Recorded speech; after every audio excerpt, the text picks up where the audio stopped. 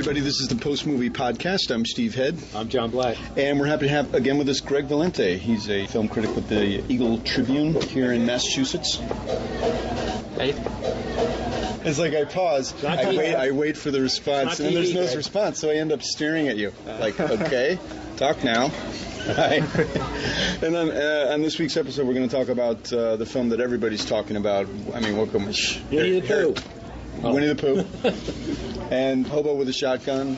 And Tabloid. I think we're going to talk about the new Errol Morris film. But mainly it's Harry Potter and the Deathly Hallows Part 2, which is like freaking atom bombing everything this weekend. So that's pretty much the thing. And this particular screening that they had in Massachusetts, that they had in Boston, the publicist set it up terrifically, I think. She said that she had over 200 RSVPs from the press, which we press, yes, you know. So we got our own theater. Evidently there were some projection problems, but... was there? I didn't notice it, but... we did have a smaller screen. I mean, but it's really no big deal. I think the main issue was the fact that it's not a movie that belongs in 3D. Yeah. Really. I think that was the main issue, because it's a very dark movie. Yeah, okay. Well, you know, it's pretty dried of color, and the 3D didn't really help, you know, kind of watch it. It didn't do anything. With the it just makes 3D it look Harry Potter glasses? more blue. Oh yeah, and we had the 3D Harry Potter glasses. Yeah, those didn't even fit over my own glasses. I asked for the regular ones. Also, you know, in separating the press from the other crowd that was in the big theater showing at the same time as our screening, we didn't get the rowdiness. We didn't get all the, you know... I mean, there were a few people reacting, you know, but it was... costumed characters coming up and doing trivia ahead of time, which I'm very thankful for. Yeah, but that's fun sometimes. Don't you like the pirates with the Pirates of the Okay. It adds to the ambiance of the film experience, you know, instead of having a bunch of humdrum journalists. So do children, Steve, and you hate children in movies. Well, you know, it's different. You can yell at pirates. I don't find the rowdy crowd isn't so annoying to me. The kids are annoying to me. The rowdiness stops when the movie starts. Sort of. Kids don't. Right, the kids don't, and that is like I just don't even want to deal. But you know, so I'm John. You take it. Take the subject away from me. Go, Harry Potter. Harry Potter? Yes. I'm glad it's over. I'm not I tried to read the books. I'm still like halfway through Deathly Hallows. I just can't seem to finish it. I was sitting in this movie, stuff's going on. I had really no clue or any worry about what's happening.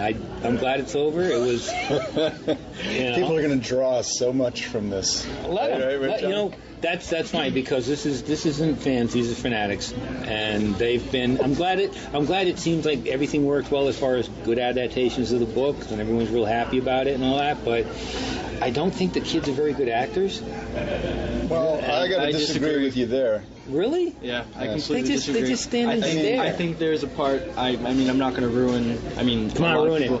There's a part where Daniel Radcliffe or Harry Potter learns that he must die and has to accept his own death. And I think, even without saying anything, that's one of Daniel Radcliffe's highest acting points in the entire series. That's really saying something in a sense that like his character amongst everything else is probably the shallowest, and he's the center of it all. He probably, you know, to me, like he has like the least depth, you know, or emotional range. Like Ron, Rupert Grint, he's an excellent actor. The guy is like a natural. He's that good. You're smiling at me. It's true.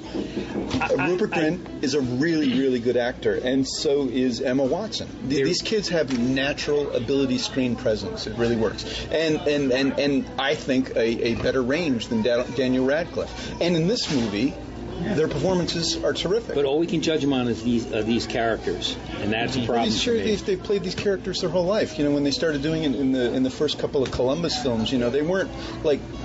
They weren't like fully formed. Mm-hmm. You know what I mean? They were like you know, like three kids in the midst of all this wizardry stuff, and it's kind of playful and light. And then it gets deeper and more dark, and you know, they we see them establish themselves as actors along the way. I mean, I was really impressed with their abilities in the first film. I thought it was terrific casting, and the series has benefited from the really good casting of these kids. Casting is phenomenal. I mean, these young kids who were, casted at like age 10, 11, really grew into their roles and like untouched by scandal, like, no one dropped out, they all stuck through and like they grew into their roles phenomenally. All the scandals will come out now. That it's maybe not. I mean, there was one situation. I was telling you, like Emma Watson, who goes to Brown, was at a Harvard sporting event a month or two ago, and the Harvard fans had heckled her so much that she had to have a police escort. I could be getting this wrong. From who cares? It's good copy. So it's Hermione and her bodyguards. Would you say that there's an enormous gulf or chasm? Not a chasm between what these kids do and what the other professional actors in these films do? I think in all the movies, the supporting actors steal the show, and I think especially in this one, it's Alan Rickman.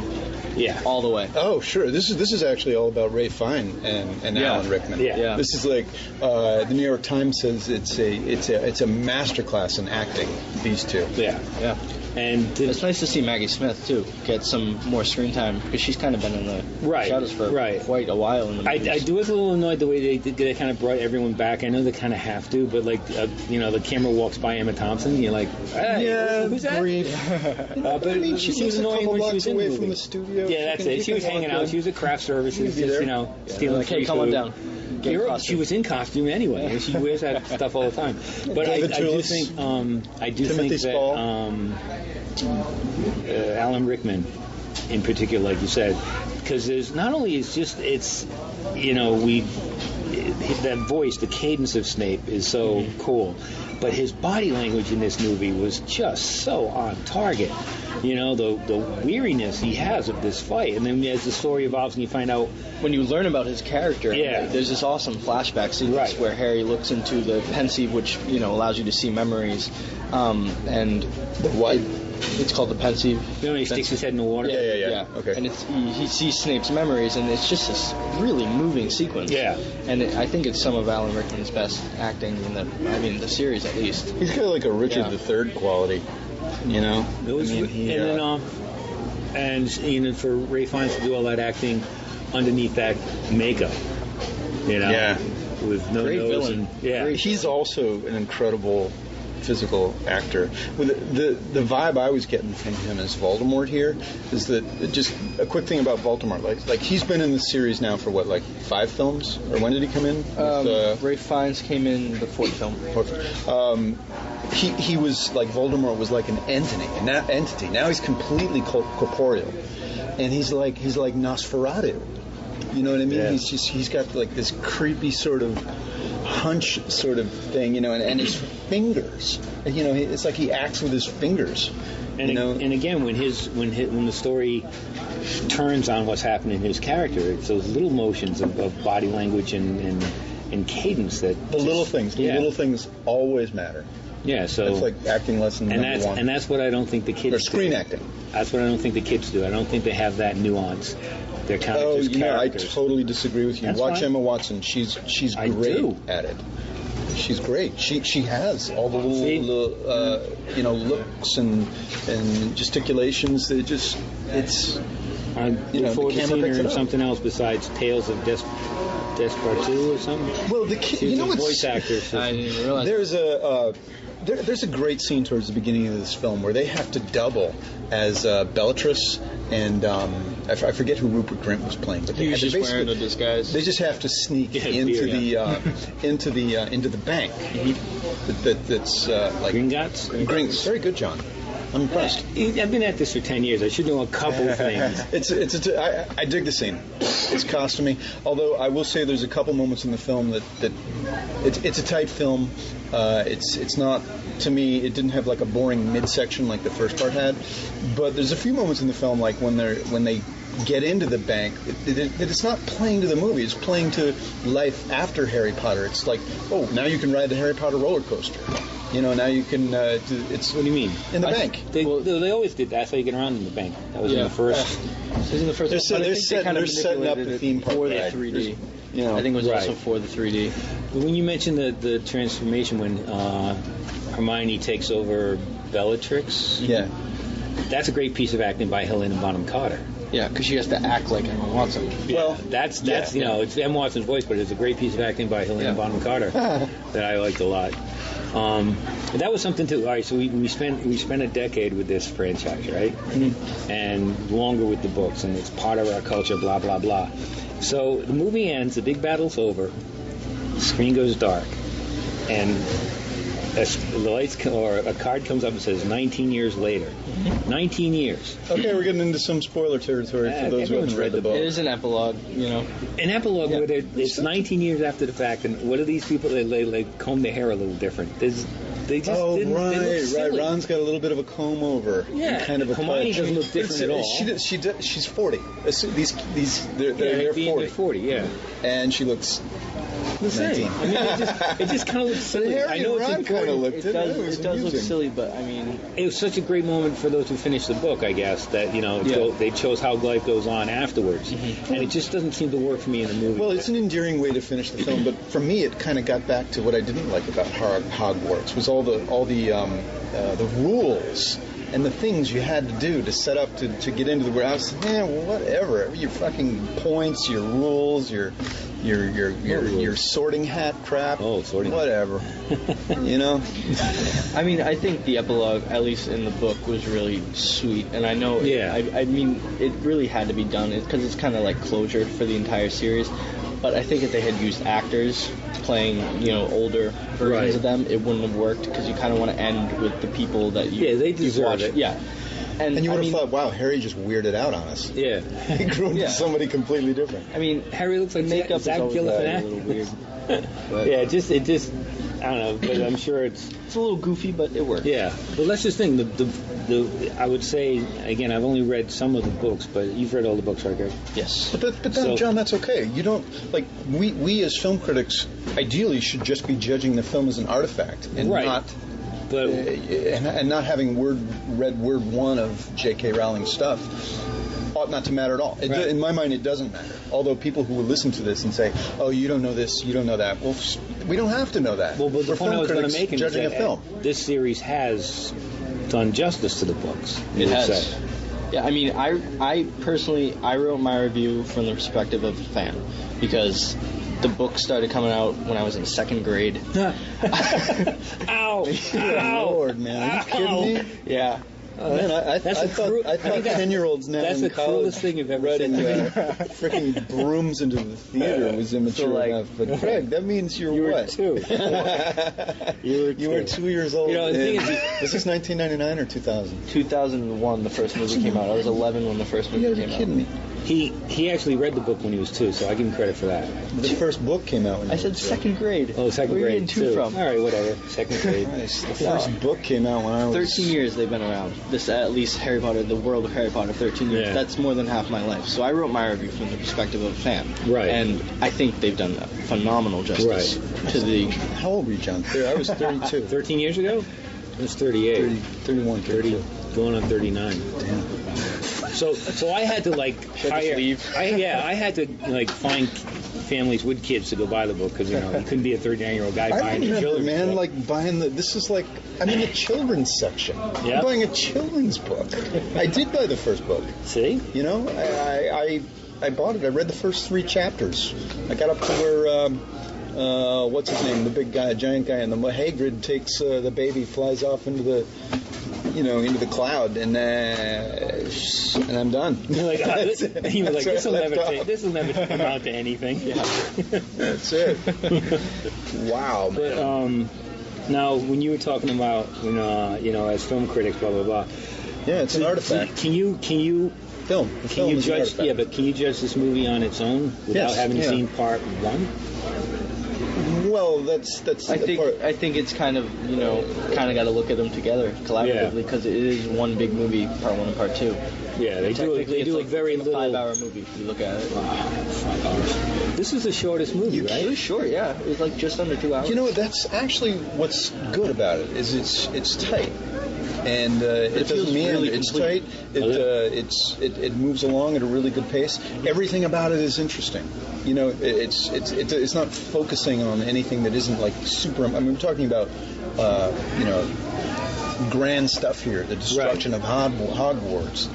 You know that this is the last film. You know that it's like the last inning of a baseball game, where every freaking pitch matters. Every little thing. You know. It's tense. Baseball analogies are lost on me. Well, like baseball throughout the entire season, people who are really into baseball will tell it to you it's completely boring. But when you get into the final games of the World Series and every little pitch matters, it's riveting. Yeah. So this is Harry Potter in super riveting mode. Well, you know, the thing, I found it interesting but not compelling. You know, I'm watching, I'm like, that's interesting. And again, the camera goes by, oh, so-and-so's dead. You know, it's like they had a checklist, you know, and, you know, this one's got to die. And they just kind of, you know, the family's grieving, but it's not really made part of the story enough for me. It's just kind of like, you know, there's one of the good guys dead. Well, maybe there's some people, you know, you're not getting the attachment that's created. Right, some I don't people have the live attachment. with these characters through the books, but just looking at the movies, you know, there are a couple of characters who like the first movie, I think, benefited dramatically from Dobby's death. You know, it was profound. You know, it represented sort of the kids, you know, growing up, leaving childhood behind, loss of innocence. That's kind of been a theme in the past couple of versions. Ultimately, that's kind of what it is here. Although Harry is kind of like a messiah character in a way, at least the way it's played out in the story. But here you get the death of one of them, you know, a minor character, major minor character, and it's actually for those who really know this person, it was kind of a bummer. I mean, I heard some sniffling. What? John's whispering to Greg, and I don't know what's going on. He doesn't know who you're talking about. You're talking about. Well, if I tell you who I'm talking about, then we're basically spoiling it. No, I'm not talking about Snape. No, I'm not talking about. Who are we talking about? We're talking about one of the Weasley kids. Yeah, Ron's brother. Fucking hell. That's in the trailer. That's in the trailer. It's in the trailer. Yeah, they show that in the trailer. So, it's everyone knows that. Yeah, I mean, I think this movie did a lot by showing and not really telling. You know, when they showed the characters dead, they didn't really, you know, dwell on it. They just kind of showed it and kind of let the camera linger over the bodies, and you know, it kind of. And that was enough for you. Yeah, I thought they did a really good job with kind of, you know, those moments of closure, those moments of sadness, and those moments of emotion in the movie. I thought they did a really, really good job. Yeah, it does lend a certain gravity. You know what's interesting, though, is the gravitas. Yes, and then perhaps Daniel Radcliffe doesn't have range. And then there's this moment where there's sort of a St. Crispin's Henry V type speech, and his orative capacity isn't so... You know, it reminded me of sort of the ineffectiveness of Aragorn in Return of the King trying to do a rousing speech, where Harry has to do this like short version of a rousing speech to get everybody. And it's like, yeah. So I concede to your idea that Daniel Radcliffe may not be the best actor, but he's gotten better. I think it will be interesting to watch him in his next project. I've seen him do a couple of indie movies, but he's got The Woman in Black coming out. He's got like a mystery ghost story coming out this fall. I saw a preview of it. It's just a close-up of him opening a cabinet or something. And cool. I just learned this the other night, but the kid who plays Draco Malfoy is in that Rise of the Planet of the Apes. Really? Oh, yeah. They showed the full trailer last night because I went to I saw Harry Potter again at the midnight show. Things kind of come full circle with him, too. It doesn't look too bad. It looks like it has the potential to be pretty good, but there's a scene where Tom Felton, the kid who plays Draco Malfoy, is just like banging on the cage. He's like, stupid monkey. And you're like, ooh, that's not going to end well for him. You know, what's really good about this film, though, is the effects. The albino dragon was friggin' cool. Yep. I mean, that was in a cool attack scene. Voldemort's hordes basically emerging from the forest and attacking Hogwarts, and then what's her name, Maggie Smith, I forget her character's, you know, summoning the guards. Oh, the stone guards. Stone guards from Hogwarts. You know, that was pretty cool. Even just when they show a Death Eater like hanging in the sky, I think those are cool. You know, those freaking spiders, man. Every time those freaking giant spiders come out, I'm just like, I cringe in my seat. Yeah. Oh, that is they some do crazy a shit. really good I job think- creating the world. Yeah, that this I all think takes David place in. Yates, who's done movie 5 on, has done a really phenomenal job visually. I really think that 5 and on are some of the best looking movies. I think the first really few are really kind of like, at least the first 2, Trite kind of compared. more cartoonish, More Chris Columbus-y? Yeah, mad. This is yeah, me trying to Chris complete Columbus. Greg's sentences while I was Yeah. talking. Yeah. It's not working. Yeah, Man, and then I think they look great. yeah, I agree. I can't wait to see it in 2D. Get rid of the. I saw it last the night on 3D film, thing. and it looked really, really nice. Much brighter, I suppose. Much too. brighter, I yes. like that showdown with Julie Waters and Helena Bonham Carter. Yeah. That was good. That a good. Of the things that got a crowd reaction, that was good. Maggie Smith exclaiming how she loved giving orders to the concrete guards, whatever they are. That got a big reaction. Yeah. It had a good balance of excitement and laughter and emotion, and I really think it's a satisfying conclusion. And the second time it was better? Yes. Really? Yep. I think it's actually And it really got me even more the second time emotionally. Really? Yeah. I think it will. I think it's actually a subdued movie. It's not like so incredibly self-important and over the top. Although, it does. Whatever. That's a stupid point. I'm not even make it. Oh, come It on. is, Those are my favorites. it didn't get too preachy. I didn't feel like it was too self-important. I think they took the low road and did something,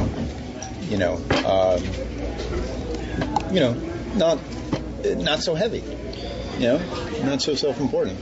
And it was to me it was right that way, You mean the emotional level in the movie? Yeah, although I think seeing it again, I'll probably be drawn in that way. There's a couple of really good moments. I mean, there were some people crying in the theater. I will say I was at the showing last night. I honestly thought I might drown. It sounded like for at least the last half hour of the film. It's just like. But they're also saying goodbye to the franchise, They're saying goodbye to a huge chunk of their life for these people. Yeah, it's childhood's it really end, man. is. An emotional experience for a lot of people. That's just it. I can't think of another film franchise that has had this much of that has grown up with fans in this way. There is none. From 10 years old to 20 years. And it still maintains its integrity as a film. I mean, there's this mammoth, corporate beast all around it, and yet it's still a really, as far as the art of filmmaking goes, it still has its integrity. Well, there was a thing in Entertainment Weekly. They did a 50-page special edition for this movie, and there were interviews with the producer, I guess. David Heyman? Yeah, and he was talking about keeping the quality level always on the front burner. It has to be quality. Yeah, they never just pump these movies out, saying it's going to make money no matter what. It's not Twilight, it's not Transformers, it's not Pirates of the Caribbean. It's definitely not Star Wars. There's just insanely good acting compared to any of the last three Star Wars movies. They don't pull any stops in putting these movies on the screen. Right. They know that they have a fan base to answer to, and they know that this movie is big and it's going to be big, and they need to really do a good job, and they do. And everything, all that investment is up on the screen. It's not like they paid, someone $1 gazillion to be the bad guy. Steve Close, he takes, I think, the best parts of the book. I don't know, but he does a terrific job here. Oh, and one of the things that I think is important to mention is the relationship that evolves or is sort of cemented in the film. Not a spoiler, I guess, right? Ron and Hermione. Yeah. And this Cloves presents somewhere in between this film, somewhere in between the age of 19 and 40. Yes, they do. And so did Harry. Harry finally got laid. So that's right. Harry's got some little Harrys hanging around. Yeah. But the point I wanted to make is that they kind of adhered to the classic idea of, or at least the post-code idea of what it takes to have a relationship in a movie, like relationships today. There's lusting, then there's commitment, love, and then the couple is together. In this movie, it's Ron declaring his love for Hermione, and there's no lust. It's just Because you kind of watch it not grow really. over the course of many You watch movies. it. It's a declaration, and then they move forward. Which is sort of like when you watch old movies, post 1933, in that time frame. You have people basically declaring their love for each other, getting married, and watching it today. You're like, well, wait a second, this is a total surprise to me. Yeah, it's like a declaration without premarital the sex, damn it. Yeah, and that's what they do here. But did the kiss get a big reaction? Oh yeah, got cheers and applause. Many There was no cheering in the critics screening. Yeah. But if you again step back a little from it, it's like there's this big event, this big thing happens, and I know they're supposed to be caught up in the emotion, and that's why they finally kiss, because they survived something. Yeah, but did you hear all the girls on the screen? You heard all the girls and maybe some of the guys go when they were kissing. I didn't hear that. Yeah. There was like Yeah. the little all like whimperings. To me, that was one of the phoniest moments in the movie. It just felt like it was again, like they've got this checklist. Okay, they've got to kiss now. I don't know if that's when they kiss in the book. It's not. They added that moment in. Yeah. Because the moment where that whole scene where they kiss in the movie is actually happening off screen, I guess you can say, in the book. They have to go get another basilisk tooth to destroy the Horcrux. Yeah. Like, these words are suddenly in my fucking vocabulary. You gotta. Peter Keogh makes the point that if you don't know what a Horcrux is, you're in the wrong place. Yeah. And it's kind of like you gotta know what a Horcrux is. You gotta know that they're looking for him in order to defeat Voldemort, and it leads to a couple of really cool things. That's what the lame prostitute uses, right? A Horcrux. I knew a prostitute was somehow going to come up in our discussion of Harry Potter. I sat through this whole show just for that joke. I'm kind of impressed by all the positive reviews this is getting. It's getting glowing reviews everywhere. I wouldn't say it's a super great movie, though. No. It was okay. Yeah, I would not really go back good. to see it again. I couldn't care less. I don't, and that's why. But that's how I feel. John, they will make you care. No, they will shove this movie down your throat and say, "Care, care, damn you." There's another one coming next week. There's another big movie coming next week. This will be number one for a couple weeks, guaranteed. It's got 26 million in advance sales. Yeah. So this will be number one until.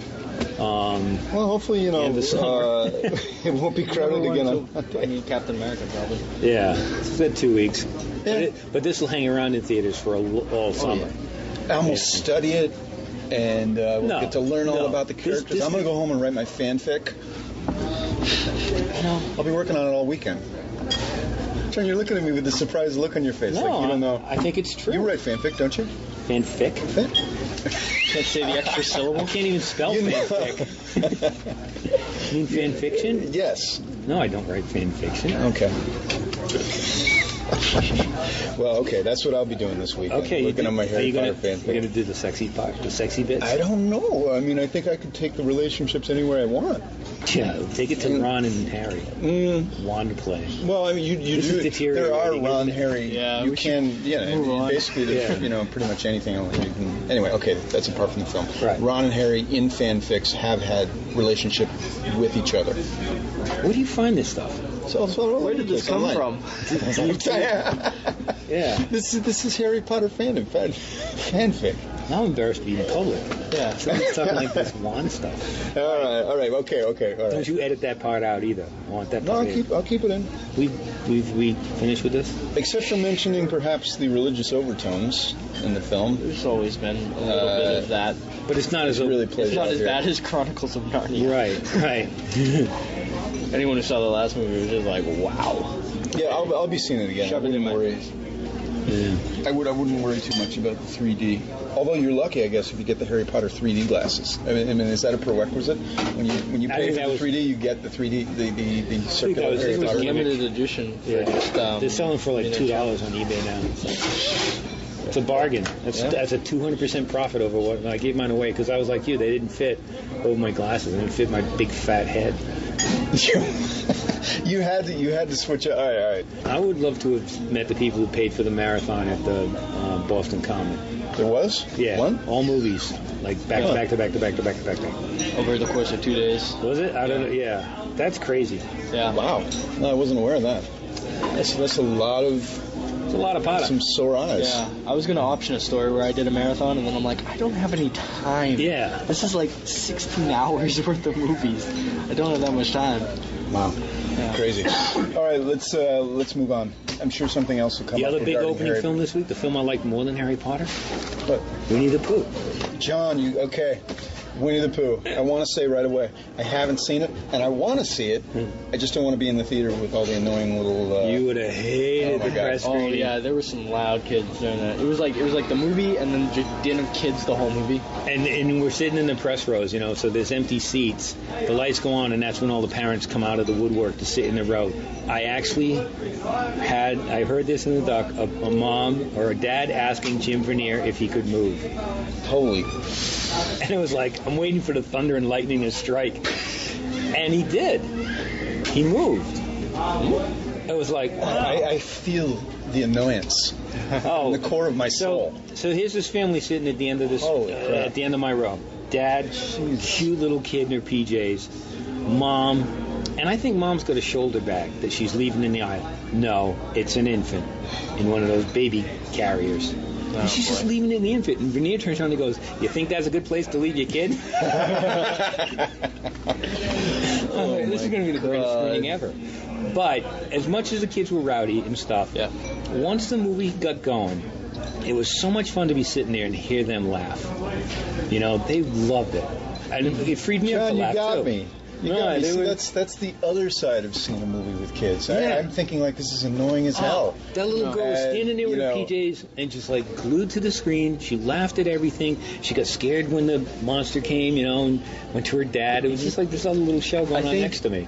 You can sum this movie up as the perfect movie to take your kid to if they haven't been to see a big screen movie. It is the perfect first movie to take on Yeah. big screen, and it's short. It's only an hour, Right. With the credits And with the and- short at the beginning. It's an Right. hour and 8 minutes. So the movie itself is only about 50 minutes. Features about 50 minutes, but it's short and it feels complete, and it brings a lot of laughs. I laughed a lot. It's big and colorful. It looks great. You know? The animation's wonderful. It speaks for this traditional animation that's just becoming so obsolete now. Right, with all right. these 3D CG animated films.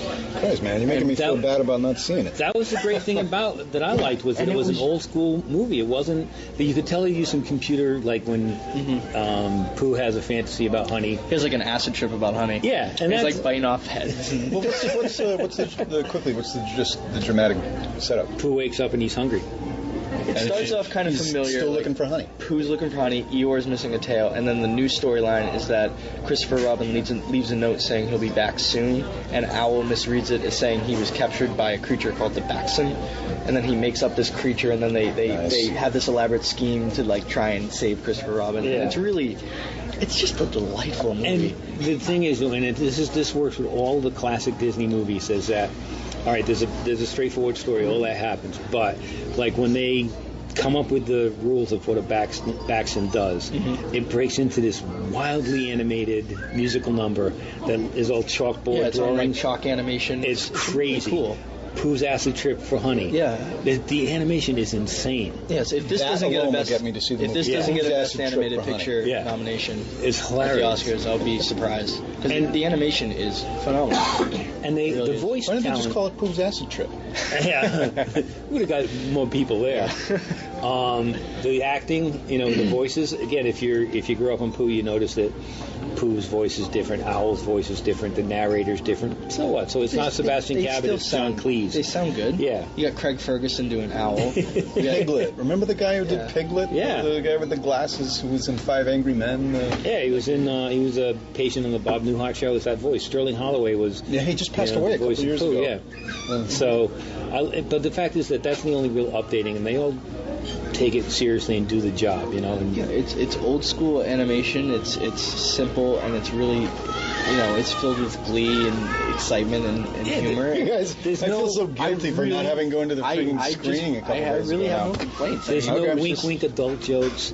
There's no dumbing it down for kids. It's what it is. It's Pooh. And And it also has a really sweet center, and I think it especially with the hollow Pixar entry this year, it really filled that void of animated film that was more than just a cartoon, you know, that you could watch and feel something while watching it.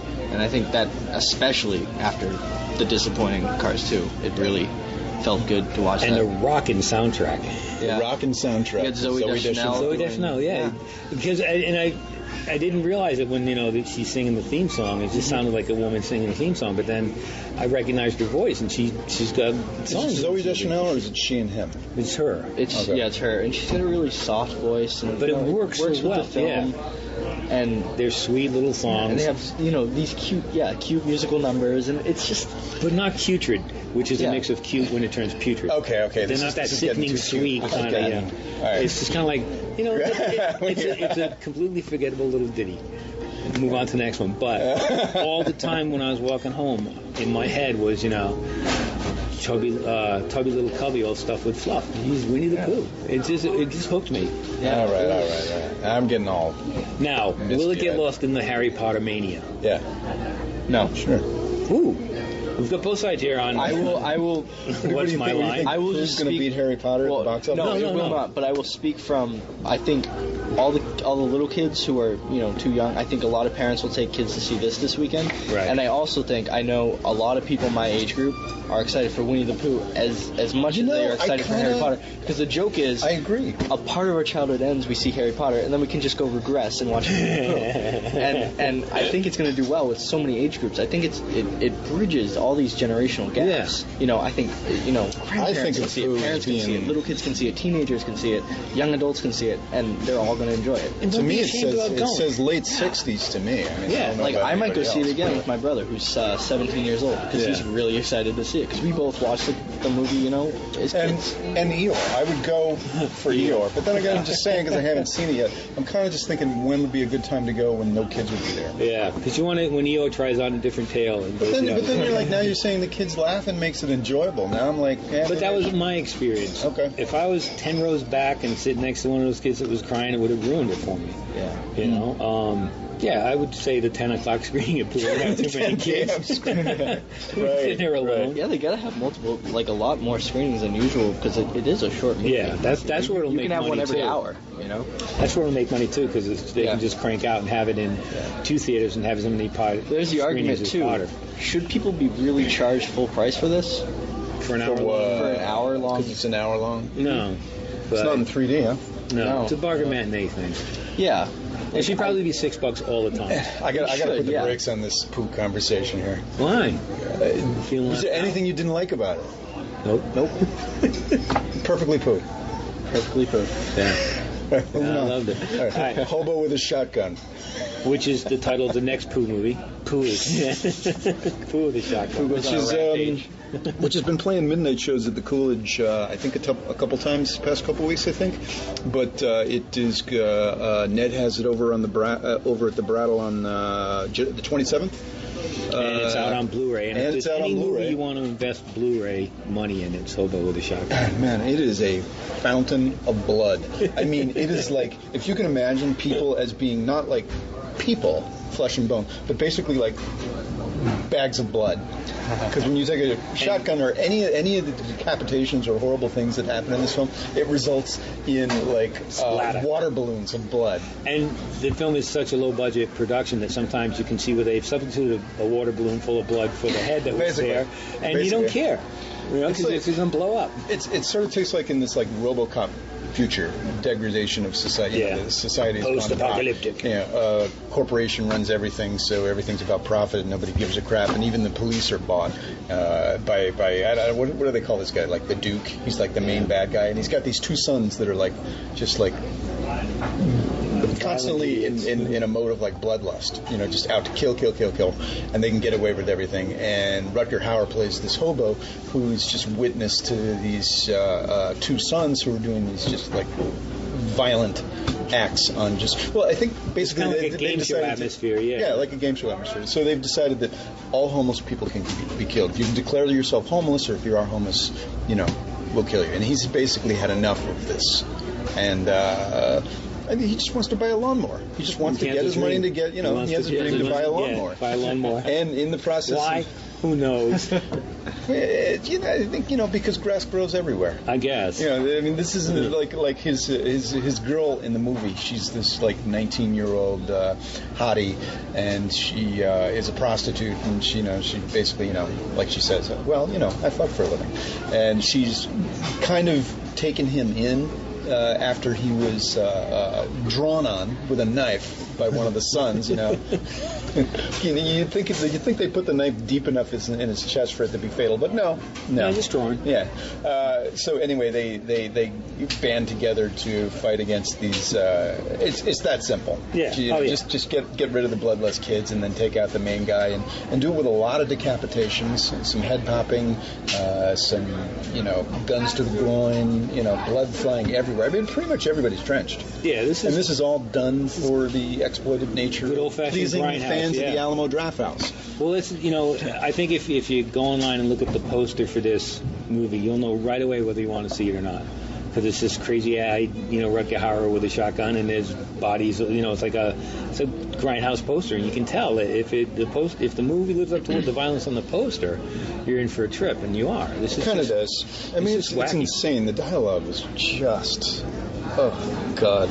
They're just making up different ways to say, just crazy things. Yeah. Did you like? Oh yeah, I loved it. I loved it. You have this Come on. it's a bit more. It's not the subdued, pleasing, sublime, that I usually loving go for Winnie the Pooh. Here you have the more animated. I really like look in your eyes. Oh yeah. Okay. Yeah. But I like Pooh just as much. But what if Pooh had a shotgun? It would be awesome. Winnie and the Hobo. I would do all those movies. Oh God. Yeah. Hugely entertaining. I'm a simple man. Yes. A simple man with the ultra violence in animation. It's pretty much that's why I like anime so much. The little bits of who likes to who likes to see heads wrapped in a manhole and then yanked off their bodies. I do. Oh God. Okay. But, I recommend Ron and Hermione kiss. That means nothing to me. There's this guy in the movie who plays one of the brothers. He looks like Tom Cruise. I think he played Tom Cruise in a parody video online. Like Tom Cruise is your friend, and this guy is this annoying Tom Cruise guy that follows him around. Anyway. Did you ever see a show called Trailer Park Boys? It's a Canadian comedy. I've heard that's the other thing about this film. Oh my God. Yeah. John. Oh my God. Okay, so you're right. Hobo with a Shotgun. It's a Canadian film, except for Rutger Hauer. Anytime someone talks in this film, as soon as there's like an instance or an inkling of a Canadian accent, it's like, to me, all seriousness just right out the window. I can't take them seriously anymore. I can't take a Canadian accent seriously. I don't know. Seriously? No, but I can't. I know, but like in the moments where I was trying to take what little there was that you can take seriously, it just obliterated. Because as soon as they say sounds Canadian, the Canadian accent kicks in, I'm like. In Trailer Park Boys, the first guy who gets his head cut off in the manhole covered trap, he's the one that stars from Trailer Park Boys, and I highly recommend seeing Trailer Park Boys to anyone out there. He's kind of a Danny McBride lookalike, I thought. Yeah. He's the Canadian Danny McBride, which is, I don't know if that's a compliment or not. If you have a mullet, you're going to buy it. We should bring back mullets. It's a scream roll probably. Critic mullet. That's how we'll tell everyone. The press row. It's just mullets. Are you press? Oh, you got a mullet. Yeah. If one has a mullet, greater percentage chance that character will be oft in the film. Yeah. Good setup here. Okay, what's opening this week is Errol Morris's Tabloid. Yes. Which I watched 30 minutes of last night and fell asleep to, but you've seen the whole thing. But tell the people it wasn't because the movie was bad. No, it wasn't because the movie was bad. I was just... You were Harry Pottered out. Drained, man. I did yesterday, super busy. I will tell you why I was drained. I was up early in the morning. I interviewed the director of the Thing prequel. His last name I can't pronounce, but that great guy. We did a 1-hour interview. I'm totally psyched to see this movie. It looks very, very cool. And the trailer just came out yesterday. And then after that, had to write an article. After that, watched Hobo with a Shotgun with Sarah. And then more article. I have a major article that's due, I'm saying major, what I mean is 2,500 words due on Monday. So, I consider the tape. It's on the Thing. Oh, okay. So I got a couple pieces to do on the Thing. couple things to prepare. So anyway, you sit at the table and you think that you're going to write something. 1 hour turns into 2 hours, turns into 3 hours. Then I got to watch another movie, and then just the pain of being a critic and the guy who makes a living writing articles. People are going to listen to that and be sympathetic or not. Yeah. Sometimes it pays. I had to clean sewers all day. Well, I actually, something really cool. I got to work on the movie Ted, which is the Seth MacFarlane film. I was hired as a roadie for Nora Jones, and I did a couple days on that, and that was actually really. They never actually used me in the film, but the thing was is that we filmed from 7 p.m. The call was 7 p.m. and then until 8 or 7 a.m. So I was working all night. I mean, I'm just like freaking super tired. So by the time I got Tabloid in to watch, I was like, didn't stand a chance. Right. They get to the point of the story where the woman who's been entranced, just bedazzled by this fella who is, I guess, part of a Mormon cult, who all of a sudden one day up and disappears. And I'm thinking, he disappears. He could have died or something. Oh, you seem to think that he's still alive. So he disappears. She hires a private investigator, and they find him in London. Right. She decides, I don't know where she's getting all her money from, but she says that she's got all this money. John's looking at me like, whoa. We know where she got her money. Right. Okay. So they fly over to London. She hires these bodybuilders to go extract this guy from his cult thing, and she's like, well, I fell in love with this guy, but when we finally got him and brought him out, he was like this, completely different person. So it's like... And is that where you fell asleep? Basically, yeah. No, I fell asleep after. Much more then they go back to. There's this other guy that's trying to court her in California, and he's like trying to figure out, wow, is this woman for real? She got all this money, So he decides to. I'll test it. I'll say, let's rent an airplane and we'll fly down to San Diego and have some dinner. So she ups for the money. Some guy who was helping her. Right. He kind of liked her as well. So she proves that she's got the money. They fly back and forth from San Diego with the dinner, but they do it as a threesome. In other words, he can't make a move on her because she's bringing this other guy with her. I guess okay, John, take it. Well, you want to go from where? Yeah, the whole thing is that this woman. It starts out as an interview with this woman who was in love and engaged to this man who disappears. She hires a private investigator to go find him. She finds out he's being kidnapped by Mormons, and then the story shifts, and it's actually, Mormons do go on retreats. He was on his missionary work. He was doing his missionary work in London. He wasn't running away from her, but the church teaches you not to have sex and all this stuff. But then the tabloid journalist in London start investigating the story and find out that she's done bondage modeling, she's a prostitute, she's this, she's that, and then it's a he said, she said, back and forth. She also takes him from the place. She takes him, and she claims that they had mutual sex and all. They ran away to a honeymoon cottage. He claims that she talks about how. Okay, go ahead. He claims that she raped him basically. Yeah. And there's just all these different stories, and it flies back and forth, and it escalates every time another person turns up on the screen. It just gets weirder and weirder and weirder, and until the end where you're actually getting into. I'm gonna watch it tonight. It just goes from the most bizarre topics that where did this come from? Yeah, and then at the end, the final twist of. All right, I'm gonna hold my ears. You guys go. Earmuffs, Steve. Earmuffs. The final twist with what happens. My jaw was hanging open. I had no idea what. Yeah. Earmuffs off? Yeah, sure. Okay. Yeah. So, anyway, it's a really good movie. Errol Morris, it's really entertaining. Yeah, it's really funny, and Errol Morris. If you're not familiar with his work, he did Fast, Cheap, Out of Control, Thin Blue Line, Standard Operating Procedure. Right. He and he's very proud of it.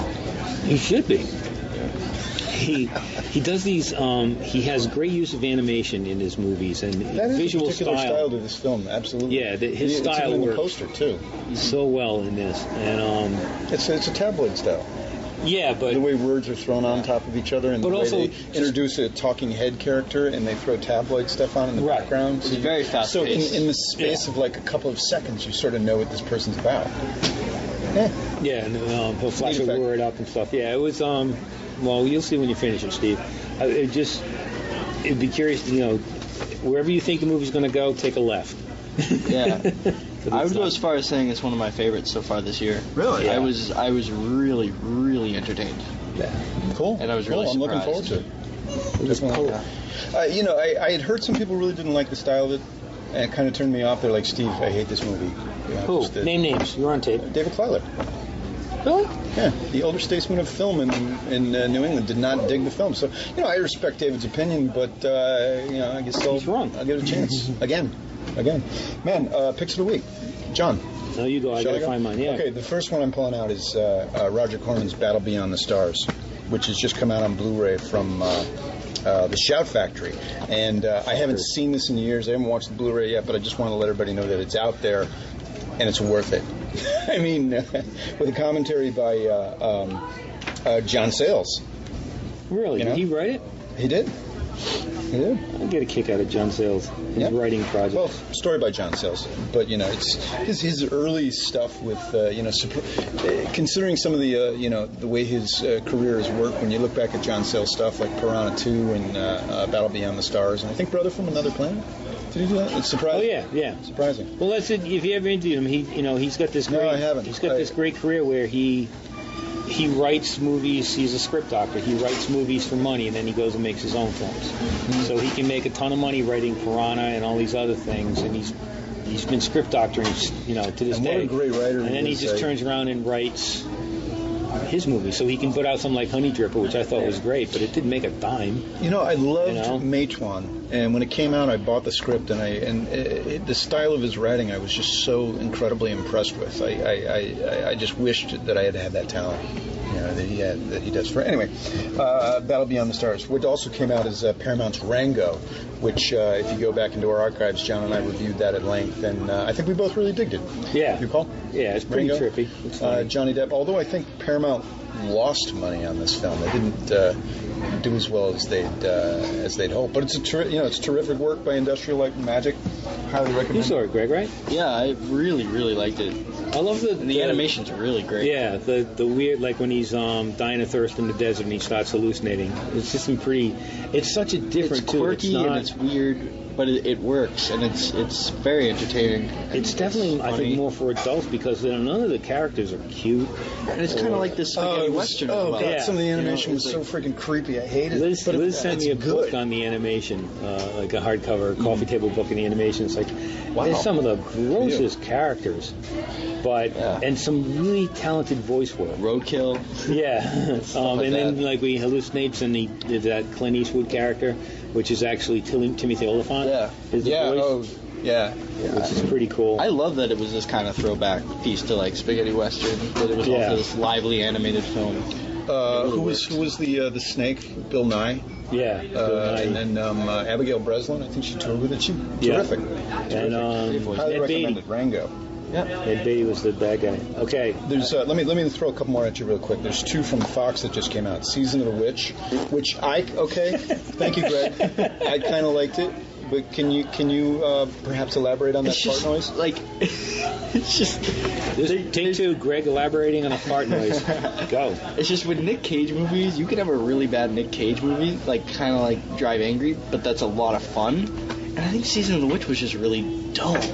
It was just really slow moving. There was no real... It's intentionally anachronistic. Yeah, granted, it wasn't like good. It was like the idea of people today and their fantasy Middle Ages world with some supernatural. But it was dull and it was boring, and the effects really didn't do anything for me. And it's not even. It looks like Nick Cage is phoning in.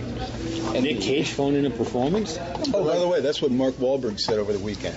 When we were doing multiple takes of Mark on the movie Ted. We were doing multiple takes of Mark Wahlberg singing the theme from Octopussy, All Time High, intentionally off key.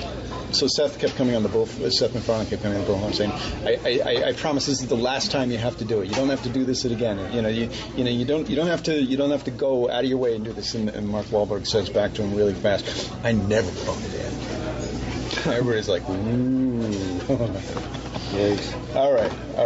The other one I was going to talk about is Warrior's Way. It's this sort of Asian action flick fantasy, which I thought was super cool, with Kate Bosworth, Jeffrey Rush, and Yang Dong-gun. Say that again. When I say Yang Dong-gun, why wouldn't I? It's the guy's name. Okay. And he's an action master, man. And kick your fucking ass. So because I giggle when he say, "Oh, hello, my name is Yang Dong Dong." It's really visually entertaining. I digged it. Warrior's Way. It came out last December. You're looking at me like Steve. No, I'm not. What? Yeah. It's good. Okay. I want to see it. No, I think I'm not giving you a look. Okay. Maybe it's left over from the Seasons of the Witch look. Mick's still shocked from I was shocked. Season of I the Witch remember on. when Season of the Witch came out, you went to see it. The press wasn't allowed. Didn't you go to a screening where the press wasn't allowed, or? Yeah, well, it was that. Yeah, it was a Thursday night thing where at the last minute they let us in to see it.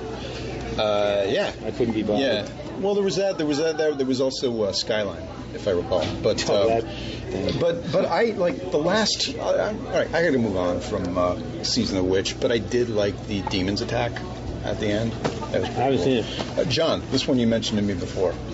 Criterion's just come out with the Blu-ray edition of Mike Leigh's Naked. Yeah. Restored and with all kinds of good stuff on it, and you got it. I haven't seen it. This is the film I am looking forward to see, but I haven't seen it yet. So. No, we'll save it then but you just have to look forward when a movie comes out and the extras involve Neil LaBute defending it for not being misogynistic. It's like, really? Huh. He doesn't do a video interview with him. Yeah, it's wild. Well, you should see it because I don't know. I haven't seen it. I wanted to mention it now, but I would because it's just come out. What character does he play in the Harry Potter series? Professor Lupin. Professor Lupin. Children, kids, gather close. It's Uncle John. If you like Harry Potter, get your parents to rent Naked and see Professor Lupin in his own movie. I think. When I think of you're getting some phone calls. Good. But I think of David Twillis. I think of the evil prince in Dragonheart. Mm-hmm. You guys drawing a blank with you. Yeah. Is that Sean Connery as a talking dragon? Yeah. Okay. See, I remember Sean Connery. John. Okay. Now, here you have got all these cinematic things. I saw this box set documentary called "The Making of a President" by T.H. White, the Once and Future King guy. The documentaries follow Kennedy versus wait, I've got it here. Okay, so the first one's Kennedy versus Nixon, then it's LBJ versus Goldwater, and then it's Nixon versus Humphrey versus Wallace. So it's the elections of 60, 64, and 68. Each documentary is like an hour long. They finished editing the Kennedy one like a month after he was shot. They're not those retrospective things where people 40 years ago this is how a president was made. These were made right during the times of a president. What are you doing? I'm trying to put fucking batteries on the thing's dying, and here I am. I'm like, okay, John's talking. He's doing his review, and I'm thinking, okay, this is the perfect chance. There's like 12 minutes left, and then the battery on the recording device is dead. So I'm going to try and secretly reach for the power cord while John's talking, and all this fucking crickly shit. Crickly shit. Sorry. That's all right. So anyway, I would highly recommend that. It's a 3-box set from Acorn Media. Really good stuff. Like I said, it wasn't one of these documentaries which is like, looking back over 40 years. It's like, it tells you when Nixon was the first. Okay. I'm sorry, John. Sorry. I'm sorry. I'm done After anyway. all that, there's no fucking outlet. Oh, there's an outlet, Steve. And then that was very rude of me. I'm sorry. Okay. What's it called? No. Again. That's it. One other one. Remember a while ago we were talking about, we saw that John Lennon, What I Did in the War, Daddy thing? Yeah, How I Won the War. Yeah, How I Won the War. I watched this one called Adolf Hitler, My Part in His Downfall, which is what the John Lennon movie was trying to be, except it was 60s and really cool and all this. Mm-hmm. This is a comedy about, it's based on a book by Spike Milligan, who was a British comic, back in the 40s and 50s. And it's about this guy joining the army, a trumpet player, a jazz trumpet player who joins the army. It's British slapstick from the late 50s, early 60s. Pretty funny, but it was just the antidote for that John Lennon thing, which I really couldn't stand. Yeah, I look at that on the shelf amid my collection. I think, oh God, that's going to collect some dust. And that's a Scott thing. He's going to look for his review. Oh, we did. I did. We reviewed it. I think we did twice. Did you send it to him? Yeah. That's the other thing. If you don't send it to him, he doesn't look for it. Great. Anyway, yeah, anything on that? No, I mean, I think out of what you chose, Rango is Ringo was the one, man. I dig yeah, it. And I liked Timothy Oliphant's turn as the Clint Eastwood-esque character. Because I love that. Because at there. the screening, when that scene happened, it was kind of like a 1, 2, 3 moment for Yeah, I everyone. didn't. It was just like silent, and then you hear one lady in the back go, and then everyone started recognizing it, and then everyone was like, "Was that actually Clint Eastwood?" I thought it was until I saw I did the too, credits. and I had to stay for the credits to check. I don't know where my freaking bag is. Sorry. Look under your penis. Alright, okay, what I'm looking for is French, I think it's the 13th annual Boston French Film Festival over at the MFA. Yeah. And I've got a schedule here, and I can't find the freaking Go to mfa.org /film. Here I printed out this schedule, and I want whatever. Okay, right. It's been going on for the past for the past couple of weeks, and I think it ends on July 24th, and they've got some great stuff coming up. In particular, some people would say this isn't a particularly great film, but I've heard otherwise. Godard made something either incredibly stupid or incredibly smart. I don't know. It's called Film Socialism or Film Socialisme, and it's screening this weekend. At this point, by the time I get the podcast up, it's probably going to be done. But anyway, the festival lasts through the 24th, I believe, over at the MFA. Godard's films playing Saturday, Sunday. Film Socialism. Starring Patti Smith. Yes, Patti Smith. It's sort of a pastiche of the state of the European Union. And I don't know. Some people have said that this is Godard's way of insulting his English-speaking audience by subtitling the film in, I can't... Another language? Yeah, I'm going to have to edit this Farsi. out because I'm trying to... No, it's Indian. African click language. No, it's he's subtitled the film in what's an African? No. What's a Native American? Like Comanche? Seminole, Comanche, Apache, Navajo English. And it's like some kind of bastardized version of Navajo. It's like Anyway, John, you can stop looking it up. I did it. I'm not. I thought we'd stop taping. No. We're taping right now. Oh, penis. I said, John, look up Film Socialisme. I can't. I was having a major mental lapse. It was just a total blank. Anyway, I think we're good. I gave up on Godard a long time ago because he directs with one hand and throws you the finger with the other. We're good. Okay, Greg, thanks for joining us. Thank you. Hopefully it was entertaining and not too embarrassing. Would you like to say penis before we sign off? Penis. See? I'm gonna make you say that. Everyone, you can listen to our shows online. We're at post-movie.net, and we're also on Facebook. If you like us on Facebook, that would be awesome. And we're on iTunes, so if you can subscribe to us on iTunes, that would be incredible. And leave us a review, too. That would up our iTunes profile, and it would be good for everybody. You get to write something nice, we get to read something nice, and it helps us out. And if you have any questions, you can send us an email. We're at contact@post-movie.net. Until next week, I'm Steve Head. I'm John Black. So long, everyone.